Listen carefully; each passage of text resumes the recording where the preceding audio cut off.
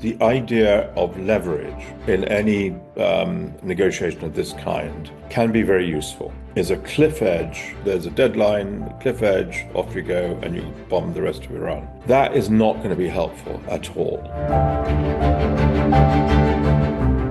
It's going to be the people that suffer in Iran. It's going to be the people that suffer, frankly, at the pump in America, and certainly all the rest of us. So it's a ludicrous effort to spread pain to people who don't deserve it.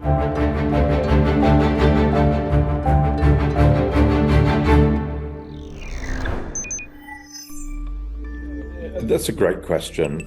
I think that the idea of leverage, which is a kind of force, isn't it, in any negotiation of this kind, can be very useful. What is not useful, however, is a cliff edge,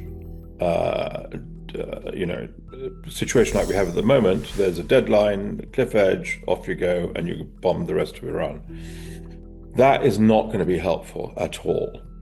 It isn't helpful at all. And what we've seen is, a bit like one of your people on the program said, the darkest hours before dawn, is we've seen the parties ratcheting it up, so that, we're not going to do this and you don't need that. And I would make a particular point, if I may, from my experience, including in the Black Sea Grain Initiative, which I mediated, which was not dissimilar in some sense to this, between Ukraine and Russia, between enemies.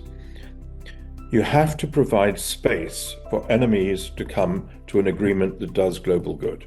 This is clearly the case in the Straits of Hormuz, and it's clearly not the case with which both parties, not just the US, both parties are approaching this. There needs to be concessions. That's a vital element and a vital component of any negotiation to end war. You work harder. I think that's absolutely true, and it's difficult now, and it's very difficult to imagine in 24 or 26 hours from now that we will see a compromise leading to a sustainable solution. But the fact is this: in the Black Sea deal between Ukraine and Russia, both firm enemies, just as now, they came together to produce a deal which was agreed, signed, and so forth, in order to protect humanitarian objectives. And this, in Straits of Hormuz, is also a humanitarian objective. The parties, Ukraine and Russia, constantly told me, when we were doing that, I was in the United Nations at the time, was we could only do this if we can claim global good. It's certainly the case here. More complicated, more ambitious, more important, but it's certainly the same case here. The truth is that it takes time to wean war leaders away from war. These things are never quick, and that's why a deadline is so difficult. It takes time to wean them away, to say, look, you need to make compromises for both of your better angels. That one of the things that the US could do is to perhaps withdraw or make signals of withdrawing some of the US military components in the Gulf.